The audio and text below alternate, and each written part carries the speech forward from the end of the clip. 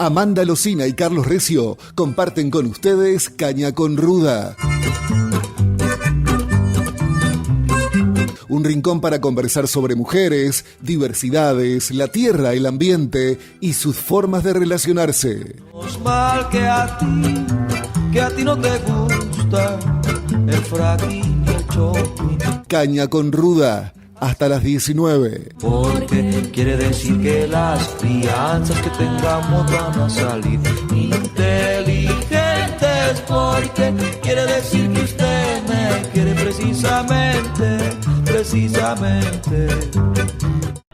Buenas tardes, de nuevo con ustedes, Amanda, Laura y Carlos, hablando de mujeres, diversidades, ambiente. Hola, Amanda. Hola, Carlos. Buenas tardes, Laura. Bueno, estamos...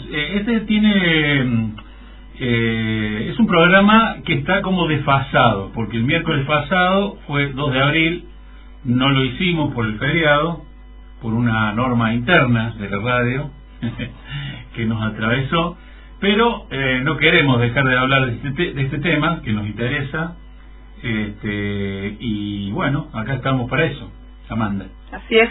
Hoy trajimos Malvinas. Así es. Trajimos Malvinas a la mesa, al estudio, para la orientada y también incluso para nosotros mismos. Y vamos a hablar un poco de todo, ¿no? Aquí Carlos nos va a traer un poco su mirada sobre la explotación, la usurpación y los daños ambientales que eso ha tenido. Y yo voy a iniciar hablando un poco de las mujeres de Malvinas, desde las primeras mujeres que pisaron territorio hasta, bueno, las veteranas que han formado parte de la guerra por su soberanía en el 82. Así es. Sí, que interesante. Yo creo que va a estar interesante, ¿o no? Sí, es una mirada poco visitada, creo. Ambas sí, poco sí, visitadas, sin lugar a dudas. Me costó bastante encontrar material audio. No encontré casi nada en los grandes medios, ni en el mainstream, como dicen. Tuve que recurrir, para uno de los casos sobre todo, a una radio patagónica. Ahí va. Que son los que están en más directo contacto con toda esta problemática, pero que nos afecta a todos. Es un tema muy importante y ahora lo vamos a ver. Sí, de hecho, a mí lo que me interesa de este programa es cómo efectivamente vamos llegando a recursos, registros y producciones a veces inhóspitas, inéditas, porque justamente tocamos quizás cosas que no están tan ahí, ¿no? Como en auge. De eso se trata, que lo traigamos acá. Bueno, empezamos. Dale. Bien. Bueno, hoy yo quería hablar entonces de las mujeres en Malvinas y ameritaba hacer una historización respecto de Malvinas. Malvinas, amerita mencionar que primero tuvo la llegada de Francia, de barcos franceses, en la historización, ¿no? En 1764, Francia llega con 300 hombres y solo 5 mujeres. Esas podrían llamarse las primeras mujeres que pisaron territorio de las islas, en ese momento aún no Malvinas. Un asentamiento francés que duró muy poco, porque de hecho esos 300 hombres solo pasaron a vivir 30. Imagínense lo difícil que pudo haber sido en ese tiempo sobrevivir a ese clima, a ese lugar. Y bueno, Francia estaba ocupando todo territorio que no estaba ocupado por Inglaterra o España, iba y se metía directamente. En ese marco, guerra, Francia, España, España por supuesto queda de los pelos porque las islas forman parte de la plataforma continental de lo que hoy llamamos América del Sur, y dice: estas islas son nuestras, para nada son españolas. Y en ese marco Francia entonces, en 1767, tras una derrota también junto de España, con España, cede la autoridad de las islas a el gobierno, las autoridades, en realidad no había gobierno, las autoridades españolas de la monarquía que estaban asentadas en lo que era el virreinato del Río de la Plata. En esos años, bueno, también aparece Gran Bretaña ocupando las islas, España también otra vez llega con, bueno, hay un registro que en 1770 1.400 soldados españoles se sientan en las islas para hacer el desembarco de Inglaterra allí. Digo, viene como de una disputa territorial hace mucho tiempo, pero lo que nos importa a nosotros es que en ese marco había quedado entonces las islas en manos españolas, pero como forman parte de la plataforma continental de América del Sur, y nosotros y nosotras logramos nuestra independencia en 1816, esas islas pasaron a ser argentinas. En ese momento, por supuesto que nos llamamos argentinos, era las Provincias Unidas del Río de la Plata, pero podemos decir que desde entonces empezaba a ser, era territorio nuestro. Un dato así como importante, la primera vez que se flamea la bandera argentina como la conocemos fue en 1820, ¿no? Estamos hablando de hace 200 años. Tampoco había en ese marco un registro de mujeres, ya como territorio argentino, en el asentamiento de las islas.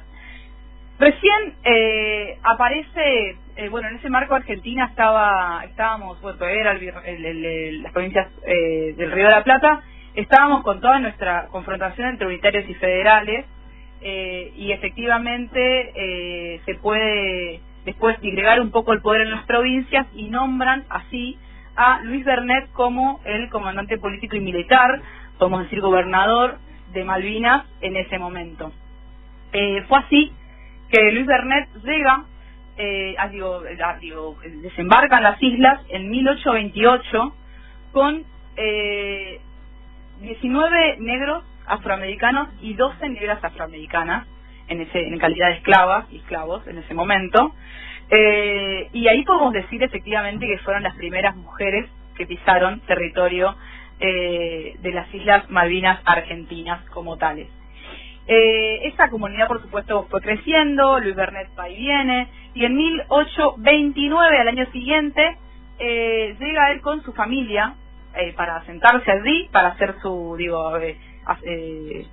hacer su vida allí, y pisa el territorio malvinense Cristina Sáenz. Otra Cristina, hay muchas, viste que al final, finalmente, otra Cristina también va a formar parte de este relato, la Cristina actual.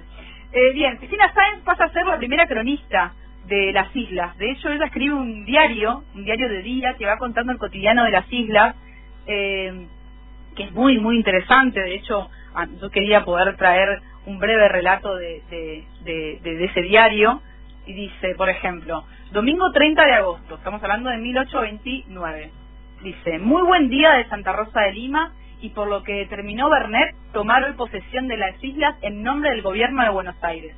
A las 12 se reunieron los habitantes, se enarboló la bandera nacional, a cuyo tiempo se tiraron 21 cañonazos, repitiéndose sin cesar el ¡Viva la Patria! Puse a cada uno en el sombrero con cinta de 2 colores que distinguen nuestra bandera, se dio a reconocer el comandante, en este caso era Bernet. Bien, eso es parte del diario, que la verdad que es un registro histórico para la historia de Malvinas, y él también comenta en ese diario, en esos registros cuando se da la primera mujer que da luz en las islas, que fue en diciembre del 1829, que es la negra Francisca, y da luz a un varón. Pero en ese entonces Cristina Sáenz había llegado a las islas embarazada. Es por eso que en febrero de 1930 nace la primer mujer nacida en Malvinas, que fue su hija, llamada Malvina, efectivamente, que de hecho hay una discusión si era Malvina o Matilde. Bueno, ella después en el resto de los registros aparece como Malvina, y después incluso hay como una tradición de linaje de que su hija, su nieta, etcétera, se llama Malvina, incluso en esta pelea por esta soberanía.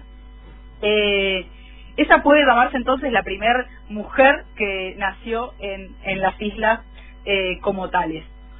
Después aparece otra mujer muy importante en el marco de la soberanía y del crecimiento de Malvinas como territorio argentino, y es María la Grande. María la Grande o María la Vieja era una cacica tehuelche que hace acuerdos con Luis Bernet en que lo que quería hacer eran acuerdos comerciales con ellos, porque María era una mujer muy querida. Perdón, a ver, sí. Porque Bernet Bernet, que no es nativo argentino, no, va a las islas con un proyecto de desarrollo comercial e industrial, ¿no? O sea, no va porque sí nomás. Su interés por gobernar y el interés de Buenos Aires es a partir de eso, ¿no? De esa propuesta de Bernet, y lo mismo, al igual que toda la Patagonia, las islas están bajo jurisdicción de la provincia de Buenos Aires.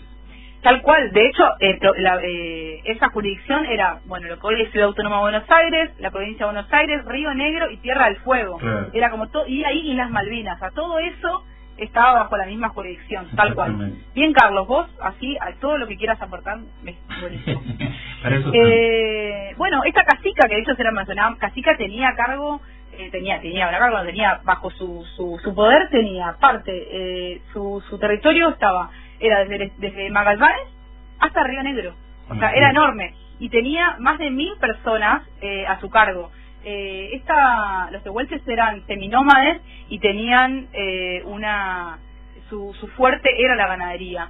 Por eso también en ese marco de acuerdo comercial, bueno, para Bernet era fundamental. De hecho, cuando la reciben las islas, a María la recibe con todo con todos los halagos y con toda la festividad posible, porque estaba muy contento de este vínculo. Con el boato y la pompa de un mandatario.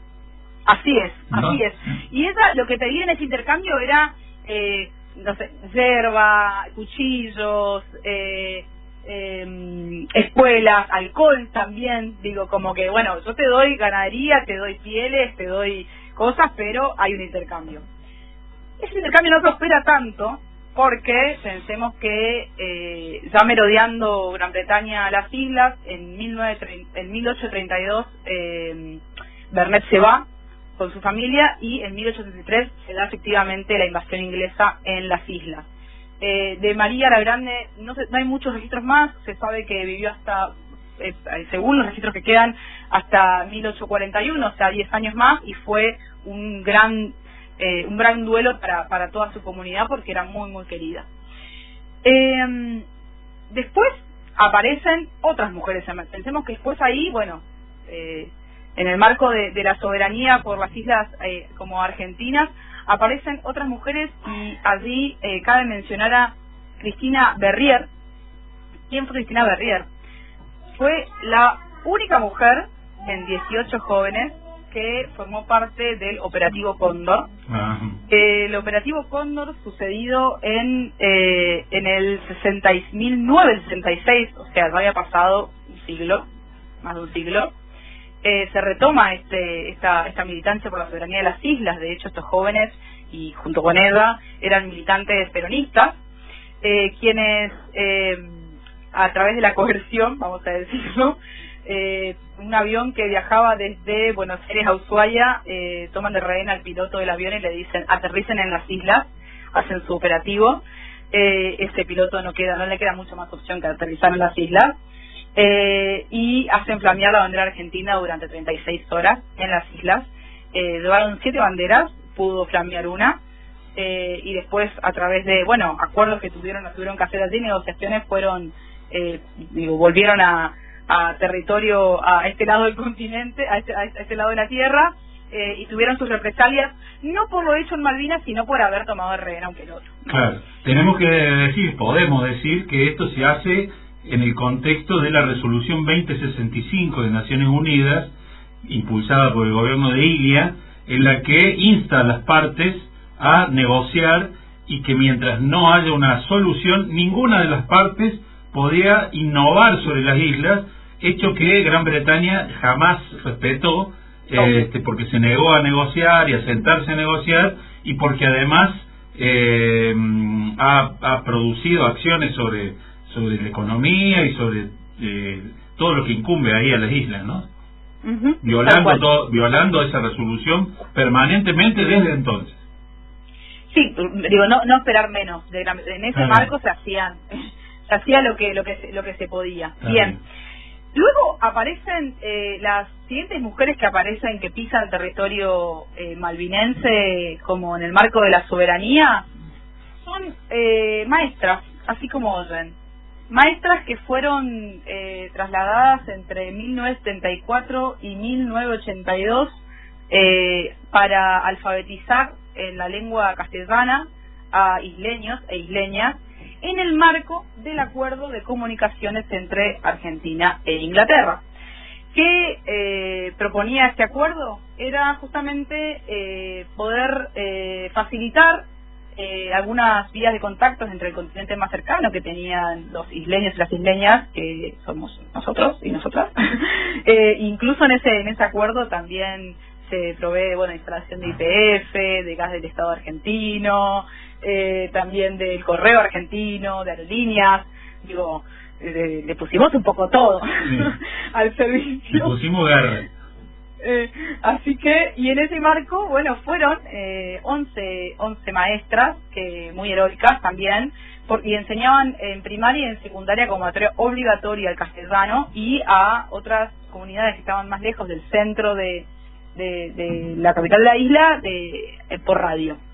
Una gran hazaña, y de hecho hasta incluso viajó en marzo del 1982, ahí a 2 minutos de que se tarde todo. Más luego aparecen entonces las veteranas de guerra, tardíamente reconocidas en el marco de la absurda, para mí, guerra por la soberanía de Malvinas en 1982, en manos de Onganía, en donde viajaron mujeres... Perdón, en manos de Galtieri. De Galtieri. De Galtieri, en donde viajaron mujeres como enfermeras, como, quiero decirlo bien, instrumentistas quirúrgicas. También fueron mujeres de la Marina Mercante como oficiales, como cadetes, como telegrafistas, que fueron tardíamente reconocidas como veteranas, ni hablar de que aún creo que ni siquiera perciben los beneficios de un veterano de guerra de Malvinas, y que formaron parte de esa guerra, y que no, si bien las enfermeras particularmente no pisaron suelo malvinense porque estaban dentro del hospital naval, sí eran quienes recibían a todos los soldados heridos. Y en ese marco me gustaría escuchar palabras de ellas. Adelante.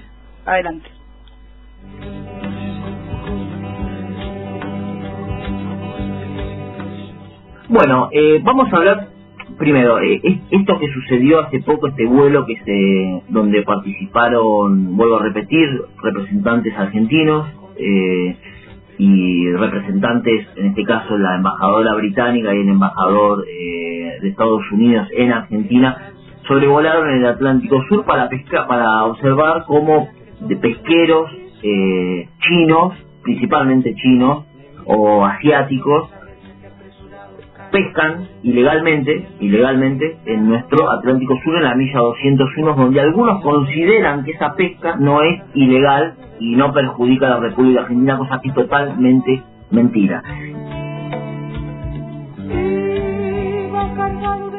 Hablando del proyecto que presenté en la legislatura de la provincia de Tierra del Fuego, Antártida, isla del Atlántico Sur, no me voy a cansar de decir el nombre entero de la provincia porque hay que memorizar esto, porque nuestra provincia es la más joven y la más grande.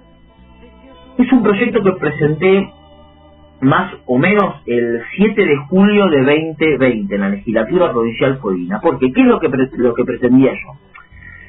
Lo que yo pretendía era de que se cree lo que pretendía, no, lo que propuse a la legislatura provincial fueguina, que tomó estado parlamentario. Gracias. Bueno, si nos equivocamos de audio, esto no era lo que teníamos que pasar. Ahora vamos a reproducirlo, el audio que anunció Amanda. A ver. Y conteniendo a nuestros compañeros, a los que venían, a los que estaban, porque no existían las oficinas de género en esa época. Y la violencia estaba como natural. musicalizada, los gritos, muy importante. Por eso yo valoro el trato que nos hicieron nuestros compañeros, los compañeros del hospital, porque nos contuvieron también en todo momento y nosotros a ellos. Estamos viviendo una situación terrible. La mujer vivió la guerra desde otra óptica, desde otra mirada de mujer. Vivimos y estuvimos observando la miseria de la guerra y la miseria del ser humano en la guerra.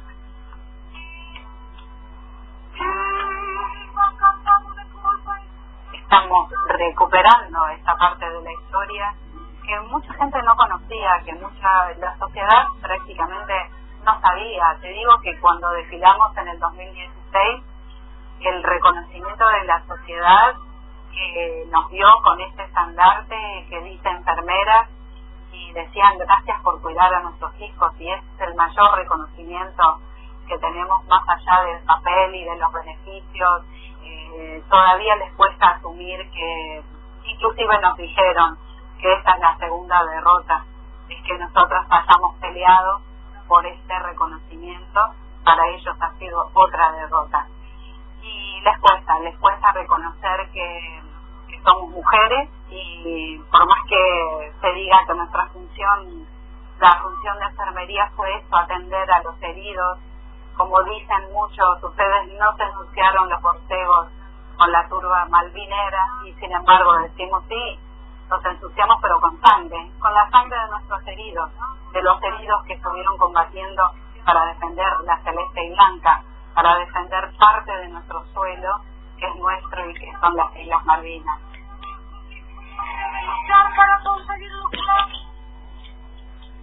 Bien, ese entonces era el audio de los testimonios de algunas de las veteranas de Malvinas. Se escucha a Estela Morales y también a Alicia Reynoso.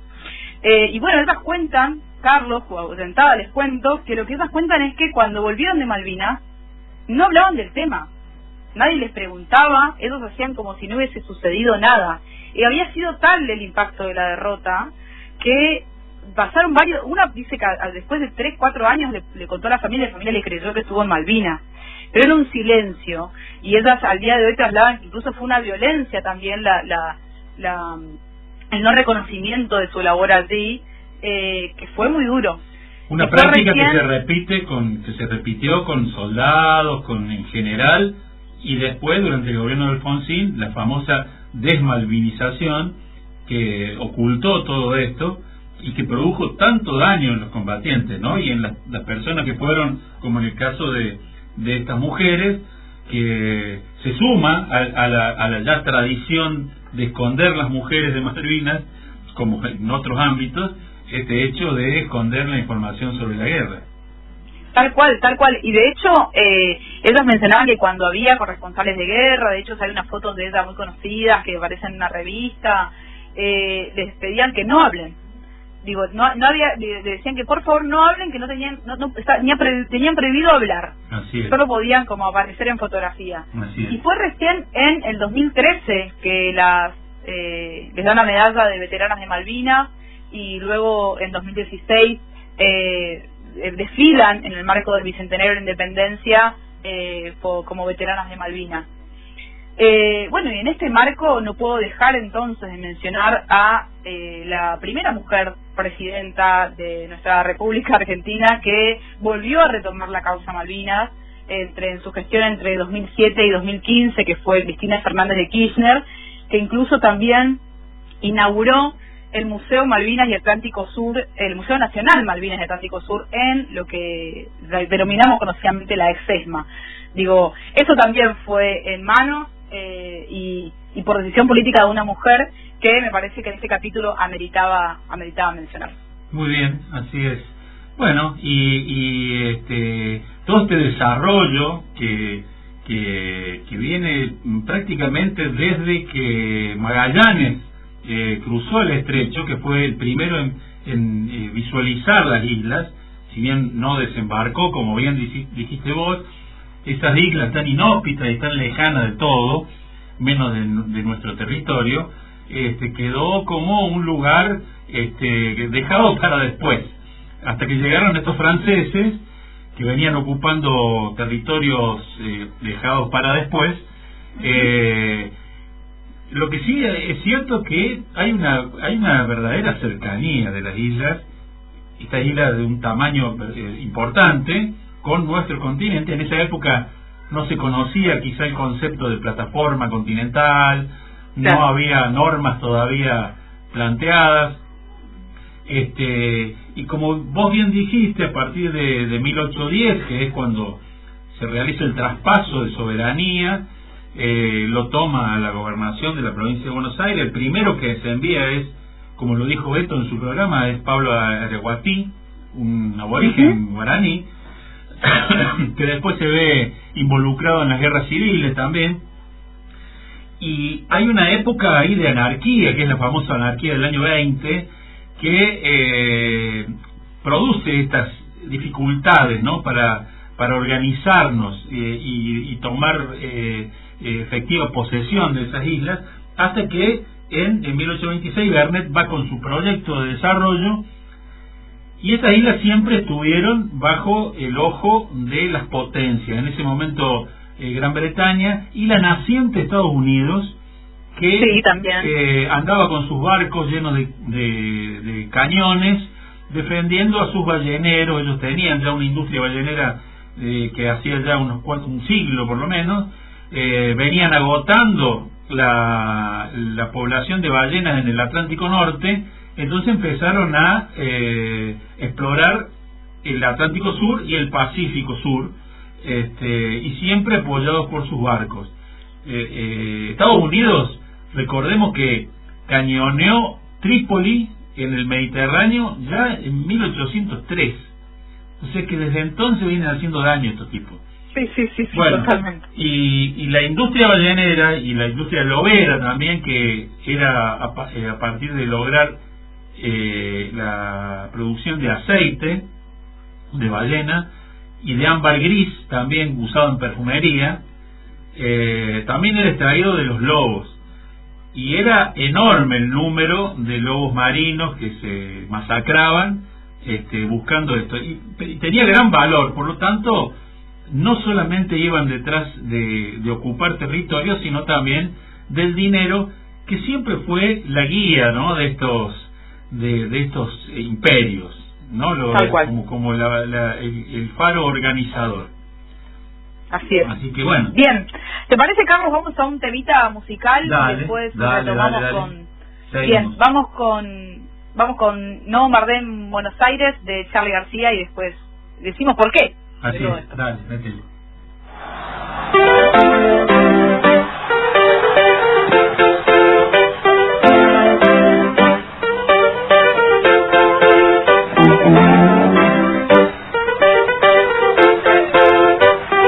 Chao. Gracias. Chao.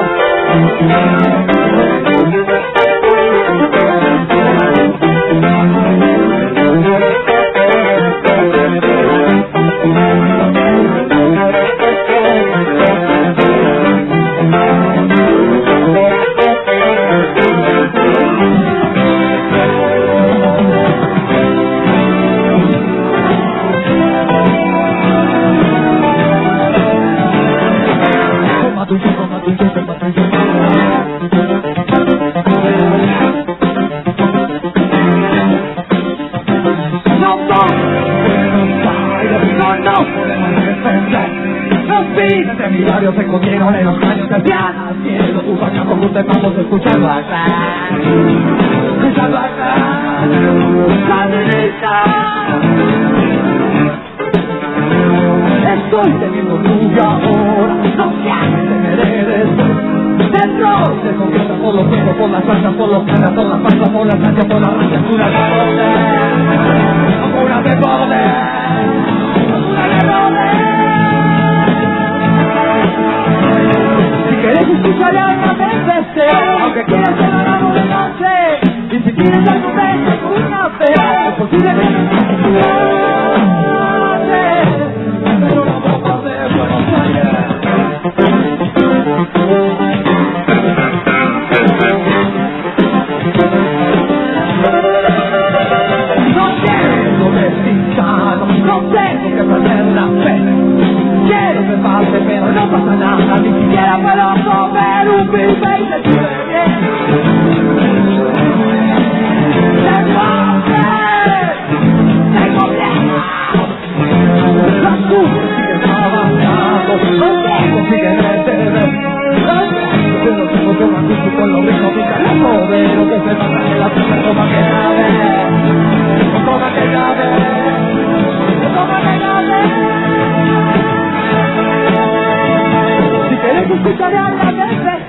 Aunque quieras que lo hagamos de noche, y si quieres dar un beso a tu café, es posible que me suba a ayudar, pero no bombardees, caballito.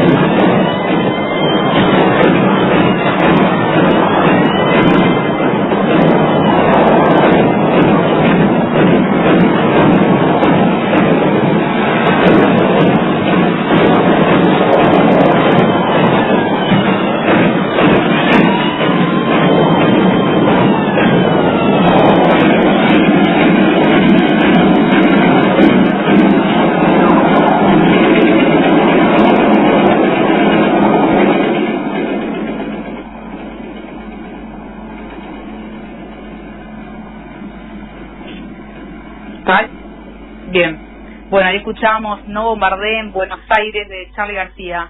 Esta canción Charly la lanza también en 1982 en su primer disco Pubis Angelical, en el marco justamente de la Guerra de Malvinas, porque había salido una tapa muy conocida que decía que no bombardeen Buenos Aires, con un temor a que haya bombardeo en Buenos Aires, en Londres. Y Charly, un poco escéptico con toda la cuestión Guerra de Malvinas, hace un poco esta canción en parodia y poniendo ahí en discusión todo eso que se había instalado. De esos días que todo es un estropicio, me dijo que los pichones a veces apresurados caen al suelo de fe. Bueno, y continuamos con este recorrido que estamos haciendo, vinculado con la historia de las Islas Malvinas, tomando como disparador la fecha de aniversario del 2 de abril, que era el miércoles pasado y que nos quedó pendiente. Y vamos a hablar un poquito de la cuestión ambiental en Malvinas. Es muy importante este tema porque la ambición por ocupar esas islas, además del valor geoestratégico que tienen por su ubicación en el control del tránsito entre el Atlántico Sur y el Pacífico Sur, que se comprobó, ¿no? Como en ambas guerras del siglo XX, el valor estratégico de esta ubicación, pero también tiene, y no menos importante, un valor un valor económico que está subyacente. Este valor económico se fue desarrollando a partir de la disponibilidad de nuevas tecnologías, tanto en el tema de pesca, ya que el ambiente marino de estas islas que las circunscriben, y el tema que también vamos a tocar, el tema de la explotación petrolífera, de hidrocarburos. Ya en el siglo XIX, como bien se dijo, lo anticipamos, había expediciones británicas y sobre todo estadounidenses que venían a explotar los recursos marinos para la obtención de aceite de ballena, pero también de lobos marinos que abundaban en las costas y en las islas. Y se realizaban verdaderas depredaciones masivas que preocupaban al gobierno de la incipiente provincia unida de Río de la Plata ya desde el inicio. Tanto es así que se envían algunos barcos armados también de las Provincias Unidas, pero en el nacimiento problemas de organización, problemas internos políticos, la guerra por la independencia hacía que los recursos estuvieran destinados al enfrentamiento con España primero, pero además también a las incursiones agresivas de Francia y de Gran Bretaña por la navegación de los ríos interiores. Distrajo al nuevo país, a nuestro nuevo país, en ese sentido. Y eso fue aprovechado por estas flotas de balleneros y de loberos que se instalaban y que además instalaban factorías en las islas sin el permiso correspondiente. Tanto es así que Gran Bretaña instala en un lugar que no es donde ahora se ubica Puerto Argentino, instala ahí una factoría que tiene como un visto bueno de Buenos Aires, como diciendo, bueno, mientras tanto quédate ahí, pero ya puso un pie, ¿no?, sobre Malvinas. En su momento, ya en 1926, que es cuando Bernet lleva su proyecto a Malvinas, se genera ahí ya los primeros conflictos, se ordena a Gran Bretaña que saque ese establecimiento, y se da el primer conflicto, digamos, armado, que es cuando Bernet toma prisioneros a 3 barcos balleneros norteamericanos, estadounidenses. La Marina de Guerra de Estados Unidos bombardea las instalaciones de Bernet desde el mar, y además ahí interviene Gran Bretaña en este conflicto y aprovecha un vacío de poder que se produce, sobre todo en la provincia de Buenos Aires, que era el centro administrativo de las Provincias Unidas, y esta distracción permite que Gran Bretaña desembarque en las islas. Esto ya se explicó muy bien en el programa que hizo Beto la semana pasada,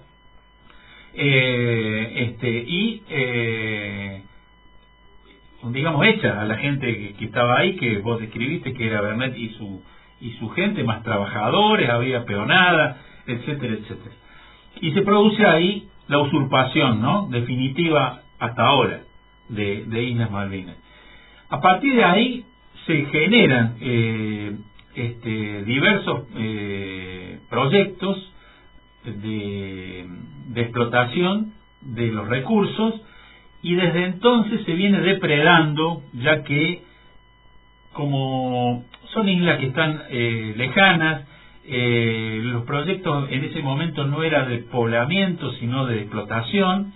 Simplemente quedaba un pequeño destacamento militar. Las Provincias Unidas, Rosas, permanentemente genera el reclamo, pero no tiene la capacidad de enviar una fuerza disuasoria.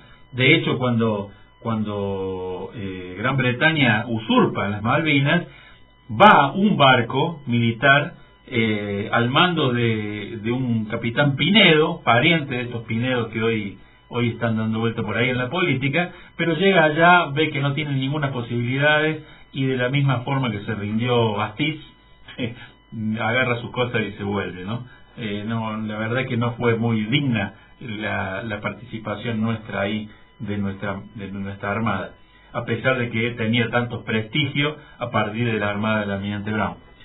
Bueno, desde entonces hay un sistema de depredación en Malvinas.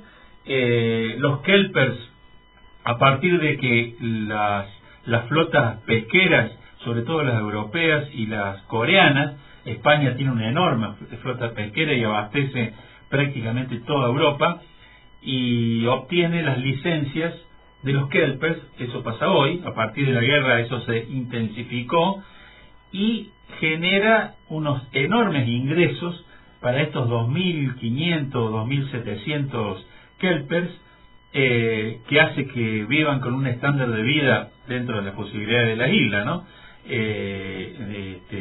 De primer mundo, ya que tienen un ingreso per cápita enorme gracias a estos permisos, y se está produciendo una sobreexplotación enorme, tanto es así que los propios españoles están preocupados por el agotamiento del recurso, ya que desde hace unos 10 años viene bajando la biomasa del calamar, que es el principal producto que ellos sacan en los alrededores de las islas. Por lo menos es lo que informan, porque se está pescando de todo, además con una enorme cantidad de descarte, casi la misma cantidad de pescado que se saca, se tira al mar de nuevo, y cuando el pescado se saca, se muere, porque sacarlo de la profundidad a la superficie, esa diferencia de presión lo mata, por lo tanto se tira y se desperdicia.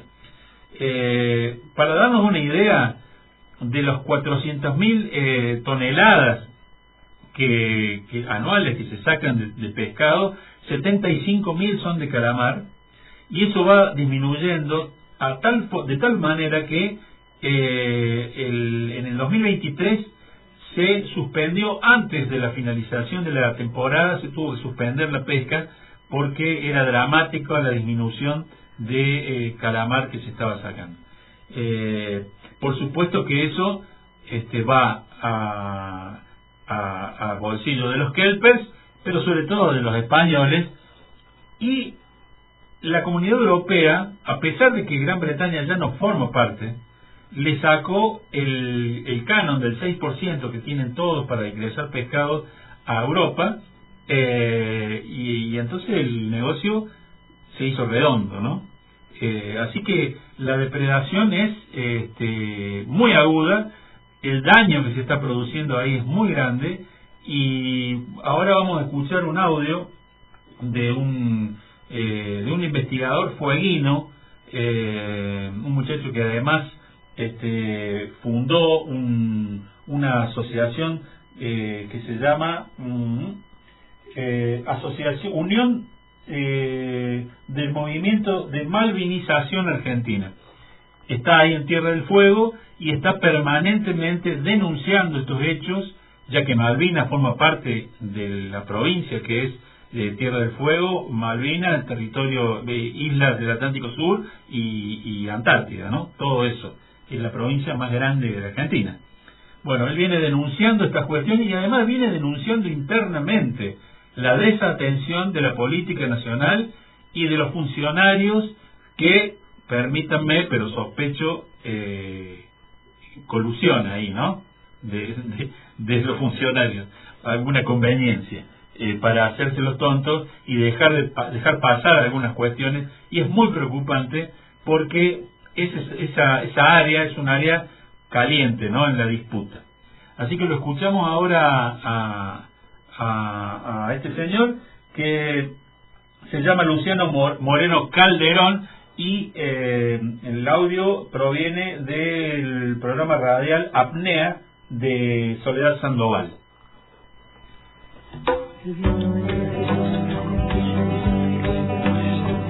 Ahora vamos a hablar de la controversia que generó el anuncio de una empresa británica halló petróleo de alta calidad en la cuenca norte de las Islas Malvinas. El gobierno argentino reaccionó y consideró ese accionar como ilegal.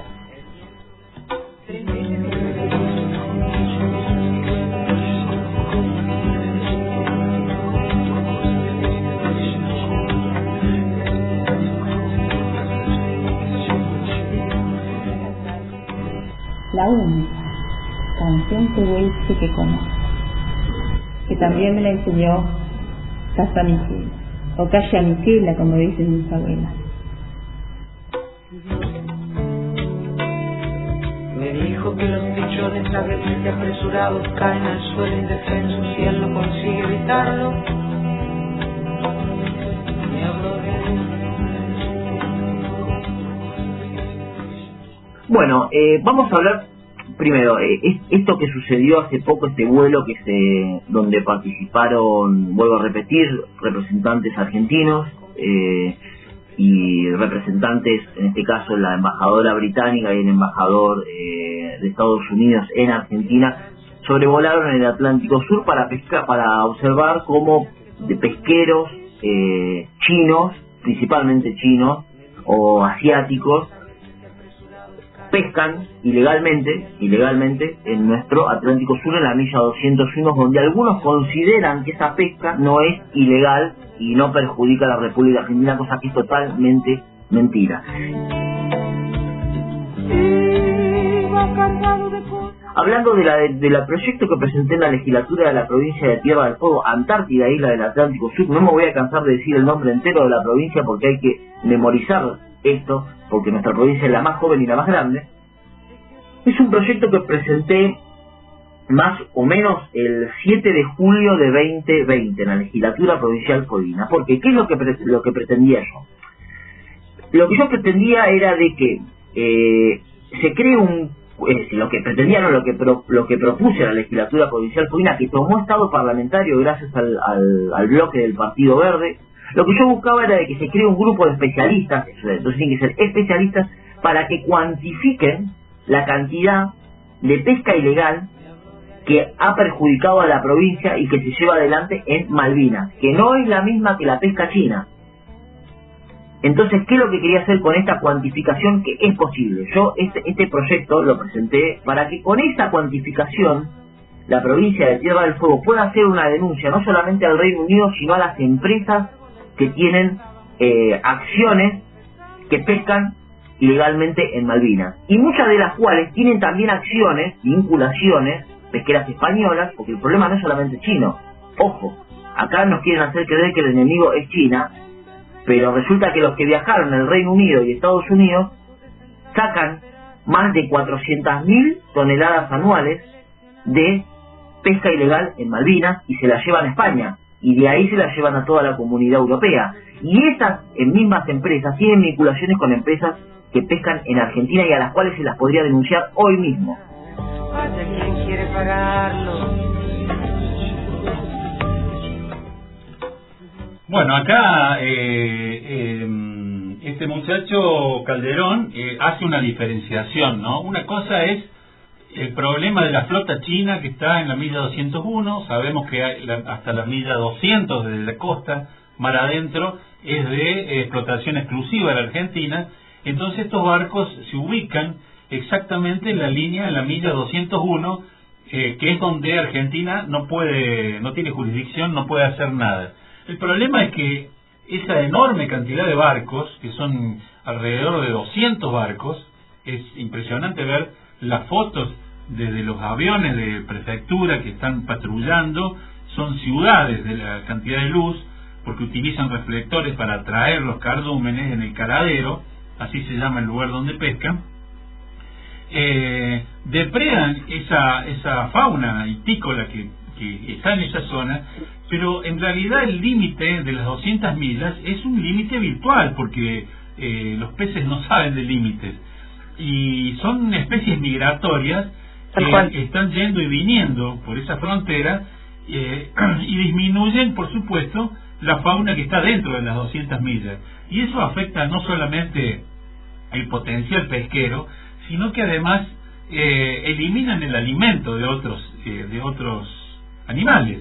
Por ejemplo, hay que saber que, por ejemplo, un pingüino que se alimenta de peces viaja 600 kilómetros para alimentarse, incluso viaja 600 kilómetros para traer el alimento a sus pichones.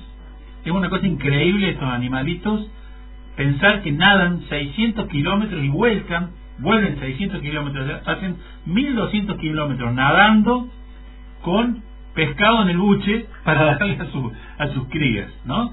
Vuelve la hembra, sale el macho. Bueno, y los lobos, más las ballenas, etcétera, etcétera. Y eso sin ningún beneficio de inventario para nuestro país. Y por otro lado, lo que comenta este muchacho es esa flota, esas licencias a España para que pesquen generalmente el calamar y también otras especies valiosas como la corvina, la merluza negra, que es un pez de profundidad y que está más al sur, cerca de las Georgia y esa ristra de islas, ¿no?, que están abajo al sur de Malvinas.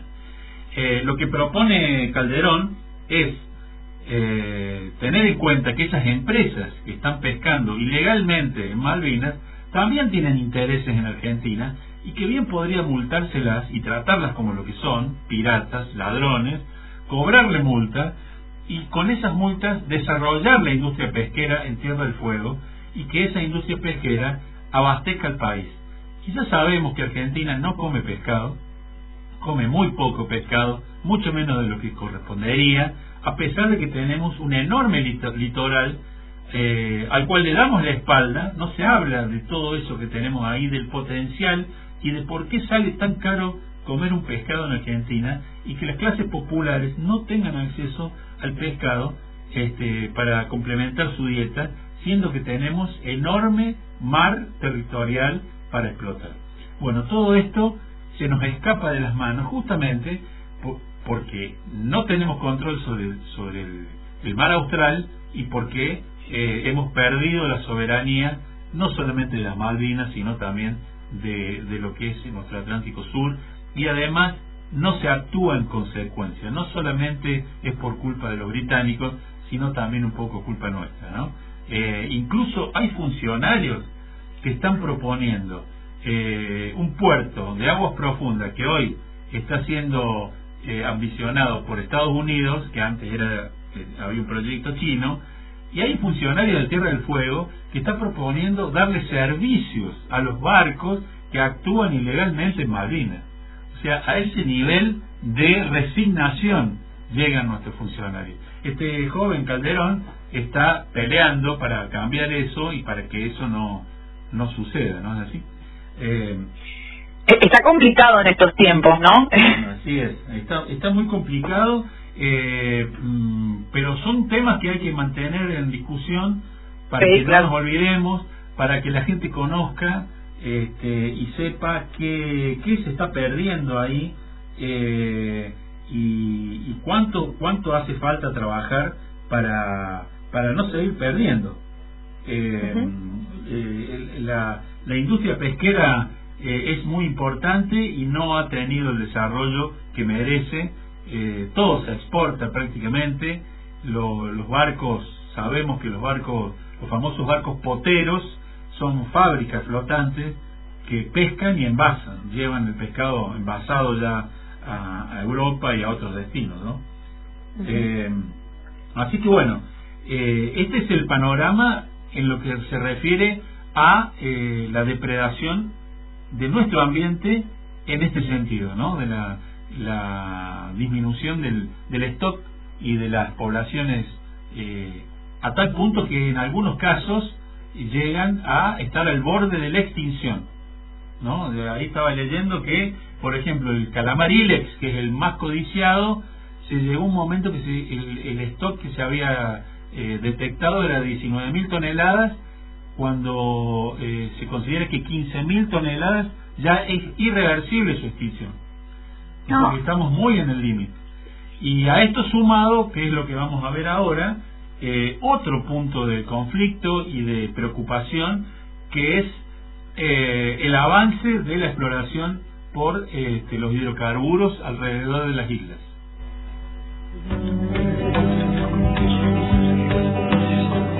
Ahora vamos a hablar de la controversia que generó el anuncio de una empresa británica halló petróleo de alta calidad en la cuenca norte de las Islas Malvinas. El gobierno argentino reaccionó y consideró ese accionar como ilegal.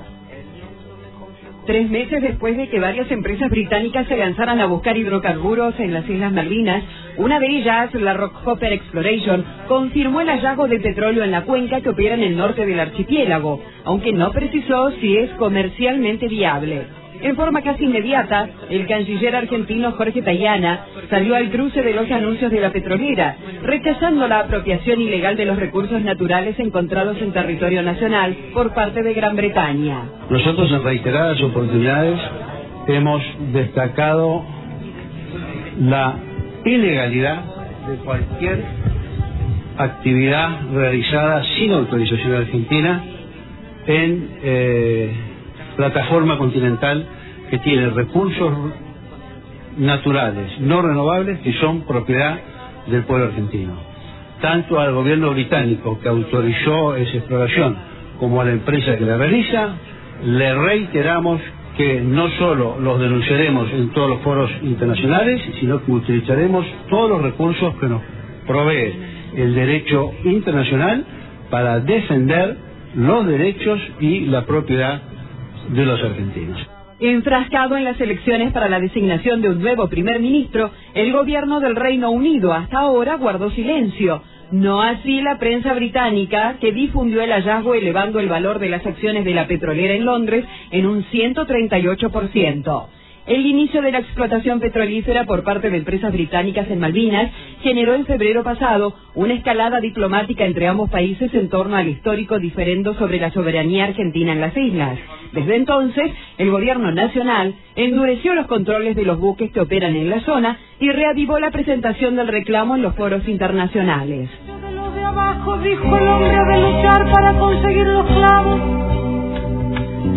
En vez de Bueno, este audio que estábamos escuchando fue extraído de una edición de Visión 7, el programa internacional que tenía la TV pública en 2010.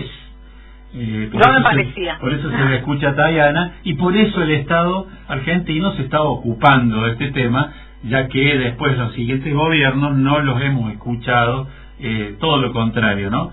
Desde entonces las exploraciones tuvieron idas y vueltas, y las empresas que están explorando ahí tienen vinculaciones con las mismas empresas que estuvieron explorando frente a las costas del Mar del Plata, que fue la pelea que hubo ahí, la polémica que se dio a partir de esa exploración. Y también tienen intereses en Vaca Muerta. Ahí no solamente está Rockhopper, que es una empresa británica, sino también una empresa israelí, Navitas, que tiene intereses y tiene pozos y exploración, licencias para explorar en Vaca Muerta. Por lo tanto, y esto sucedió, por supuesto, con los siguientes gobiernos, ya que Vaca Muerta se empezó a desarrollar durante el gobierno de Macri, a partir de la legislación que se hizo durante el kirchnerismo, pero el desarrollo fuerte fue a partir de ahí, y se permitió que estas empresas participen, a pesar de que son empresas que están explorando ilegalmente y sin los debidos permisos alrededor de Malvinas.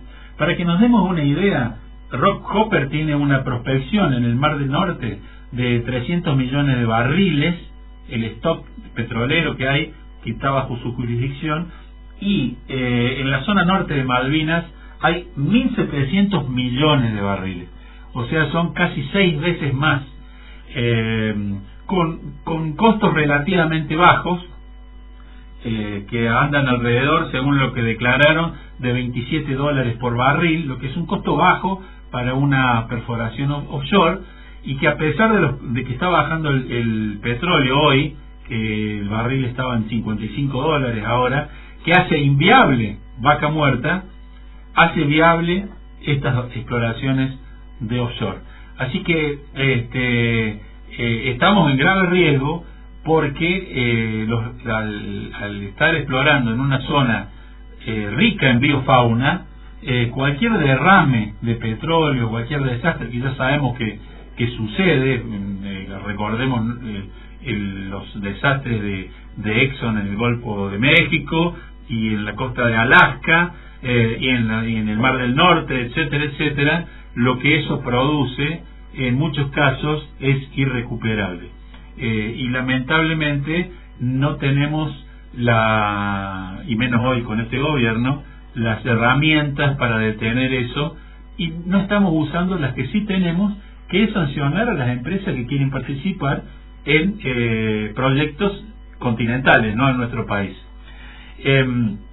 Así que bueno, estamos, digamos, esta pérdida de soberanía en Malvinas, pero también en varias áreas del Atlántico Sur, está generando un grave daño ambiental, tanto en lo que se refiere a la fauna como a los peligros de polución por esta por estos proyectos, ¿no? Que además tienen muy poco control, porque hay una avidez por parte de los kelpers de seguir acumulando capital, ya que a ellos esto les representa, como decíamos al principio, un alto nivel de vida que viene a compensar las características duras que tienen que vivir por vivir en las islas. Y además los altos costos que tiene Gran Bretaña por mantener la mayor base de la OTAN fuera de Europa, ¿no? Que tiene una enorme base ahí con prácticamente con fuerza nuclear, aviones, barcos, bueno, que ya conocemos.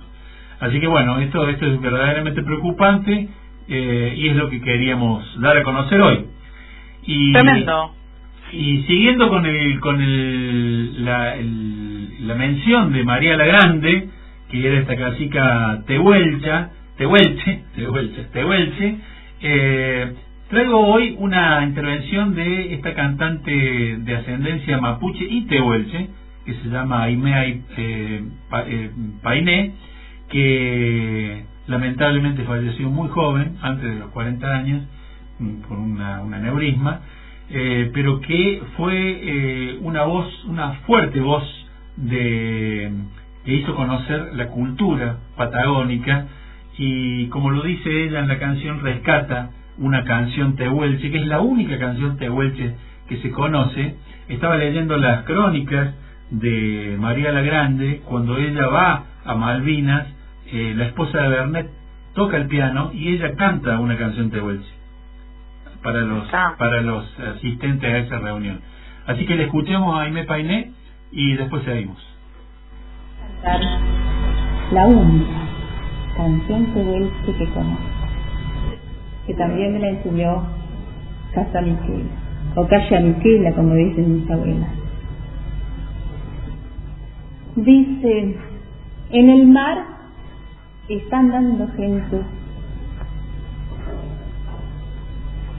de la pata, hembra del pato, con caballo blanco. ¿Qué significa eso? Parece que fue la primera vez que vieron un vapor. Por eso dice, gente de la pata, hembra del pato, con caballo blanco. A lo que era blanco y veían salir gente, estaban acostumbrados a ver nada más que gente de a caballo. De ahí la relación. En el mar están dando gente de la pata, con caballo blanco. Eso simplemente, y lo toma el cacique Tuchalao, como en mapuche se dice Kempein, y suena así: Huetrikaiklahatem, huetrikaiklahatem, ekilekileyhatem, ekilekilelukelukeluhatem, kulatapelagnahatem, kulatapelagnahatem, kayawatsumaknahatem, kayawatsumaknahatem, kulpinkunahatem, kulpinkunahatem.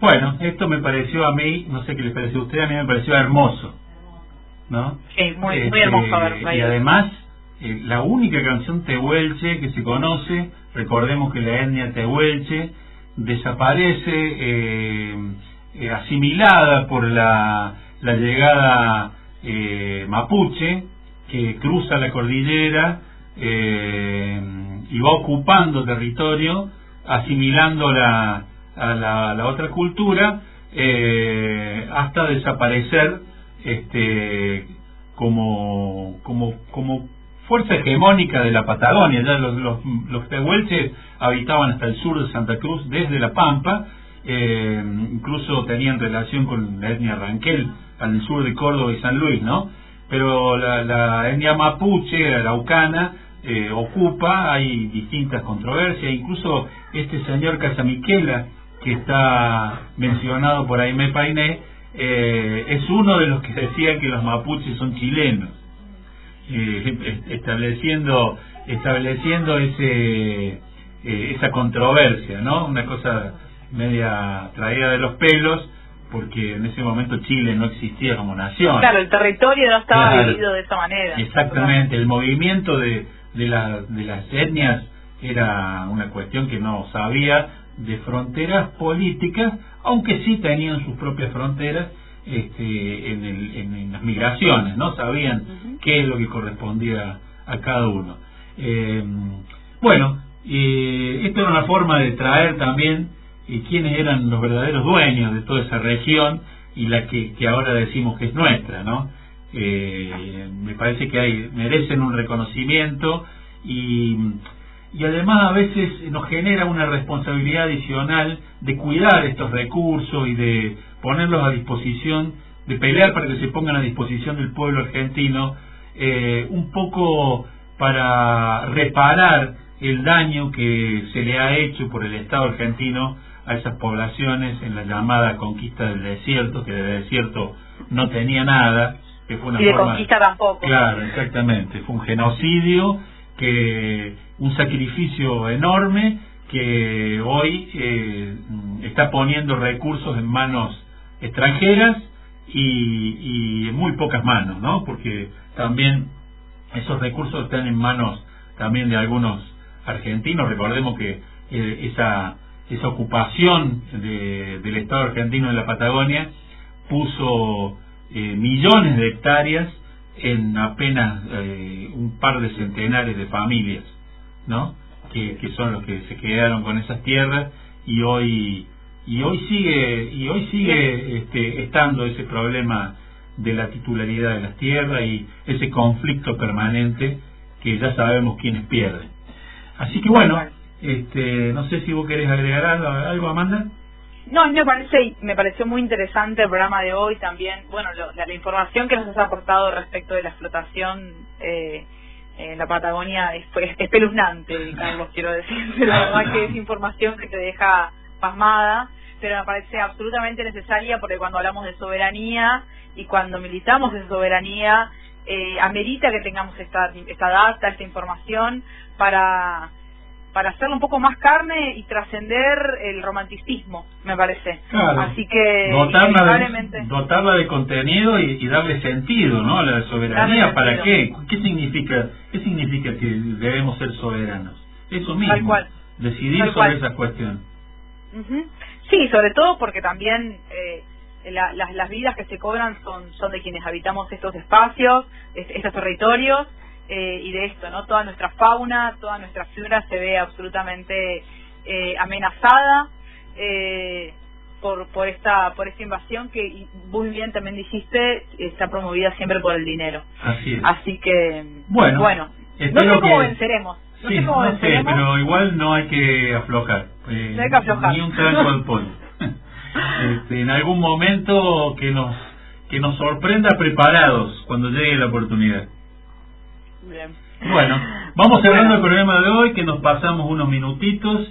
Ha sido un programa con algunos sobresaltos, pero creo que salió bien, lo pudimos sobrellevar. Y bueno, el miércoles que viene yo no voy a estar. No sé, Amanda tiene que decidirlo. Vamos a definirlo. Bueno, tiene que decidirlo. ¿Estaremos sola o si no estaremos? Eso vamos a informar. Puedo salir yo por teléfono esta vez. Bueno, quizás, veremos, ya vamos a ver cómo lo definimos. Bueno, hasta la próxima entonces, que no sabemos cuándo va a ser, si el miércoles que viene o el siguiente, pero seguramente que vamos a encontrarnos nuevamente. Gracias por escucharnos, gracias Laura y gracias Amanda, y seguimos desarrollando este programa que nos gusta tanto.